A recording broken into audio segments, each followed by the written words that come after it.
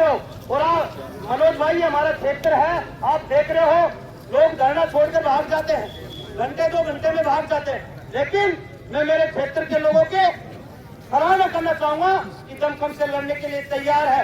और साथियों, मैं विश्वास दिलाता हूं आप लोगों को, अगर जयपुर जाने की जरूरत भी नहीं है, कलेक्ट्री में जाने की जरूरत भी नहीं है। और मैं तो मेरी ओर से प्रस्ताव रखता हूं कि हाईवे चाहे ये जाम करो चाहे बड़ा जाम करो, मैं तो कहता हूं एक लाइन पास में है और देश का सबसे बड़ा हाईवे है, मुकदमा वही लगेगा, इसका भी वही लगेगा, उसका भी वही लगेगा, और एक लाइन को जाम कर दो। मैं कहता हूं पूरे देश में ये घटना जाएगी और सीएम के कान खुल जाएंगे। इसलिए सहमति तो आप लोग करेंगे, आप चिंता मत करो, कोई मैदान छोड़ के नहीं भाग रहा।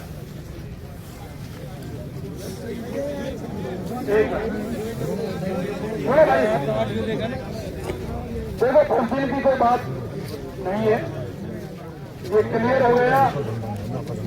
लेकिन मैं आप लोगों से ये कहना चाह रहा हूं कि 24 घंटे घटना को यहाँ हुए हो गए, कलेक्टर साहब ये नहीं आए, इसको हम कमजोरी हमारी माने, नेताओं की कमजोरी माने, किसकी कमजोरी माने बताओ मेरे को। एसपी साहब कह रहे हैं चलो समझौता कर लो, किस चीज का समझौता कर लो? अपराधियों को पकड़ लो, हमें कोई समझौता करने कर देखे बताओ मेरे को, क्यों नहीं पकड़े? और कलेक्टर साहब कह रहे मीटिंग चल रही है, मेरे को टाइम नहीं है। एसपी साहब कह रहे कि मैं तो जब लेके आऊंगा जब आप समझौतों के लिए तैयार हो जाओगे।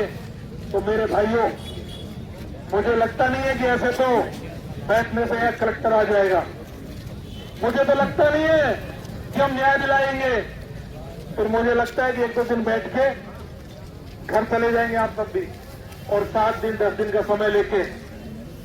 बाद में मैंने खूब धरने देखे, 7 दिन का समय ले जाने के बाद में अगर यहाँ 100 लोग को इकट्ठा कर दे तो मैं मेरी गारंटी से कहते जा रहा हूं नहीं होंगे, ये मैं जिम्मेदारी से कह रहा हूं आप लोगों से। तो आप लोग पंच पटेलों मन बना लो, चाहे कोई सा हाईवे धाम हो, चाहे विधानसभा चलो, अपने साधन लाओ, गाड़ी घोड़े लाओ, और डरपोक कौमों का कोई इतिहास नहीं होता। डरने वाले लोग कोई लड़ाई नहीं लड़ते, लड़ाई हमेशा बहादुर लोग लड़ते हैं, मजबूत लोग लड़ते हैं। अगर आप मैदान छोड़कर भागने को तैयार नहीं हो, मजबूती से खड़े हो। मैंने सुना कोड़े गांव बहुत मजबूत गांव है यार, मैं तो सुनता हूं, मैं तो गांव नहीं गया कभी, लेकिन लोग कहते हैं मेरा बहुत मजबूत गांव है। बताओ मैं गलत कर रहा हूं ना? तो मजबूत है तो फिर मजबूती से लड़ो। तो आप लोग पीछे मत हटो। और दूसरा, मैडम एक बार आ जाए, कलेक्टर से बात कर ले, हाँ या ना में जवाब दे दे, आ रहा है नहीं आ रहा, नहीं आ रहा है तो बेवकूफों की तरह हम यहाँ नहीं बैठेंगे। और यहाँ से फिर आप सब लोग चलने को तैयार हो जाओ। बताओ उतनी तैयार मेरे को, कौन से तैयार होगी बताओ मेरे को।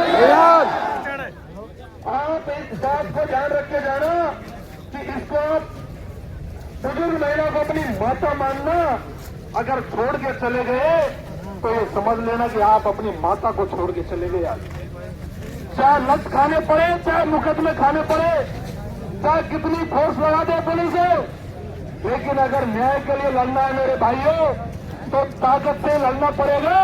और इसको लेकर आप मन बना लो, और एक बार कलेक्टर और एसपी को टेलीफोन कर लेते हैं, या तो तू आजा कलेक्टर साहब, और नहीं तो हम जा रहे हैं मुख्यमंत्री भजनलाल जी के पास, तो आते रहना पीछे पीछे। ठीक है ना भाइयों?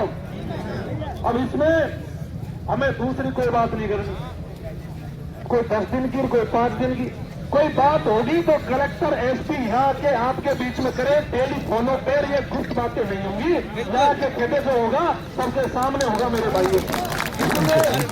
कौन से बातों से काम नहीं चलेगा। एसपी साहब किस बात का है, कलेक्टर को किस बात का है, ये जनता ही तो है, कौन सी खा जाएगी यहाँ बता मेरे कलेक्टर को। यहाँ बात करो जनता के बीच में आके, और नहीं कर सकते तो कुर्सी छोड़ दो, मत बैठो, कोई और बैठेगा वहां पे। तो ऐसे काम चलने वाला नहीं है। एक बार प्रयास कर लेते हैं, मैडम आ जाए, तैयार है आने को तो ठीक है, और आप लोग चलने को तैयार हो तो आप चलो मेरे भाइयों।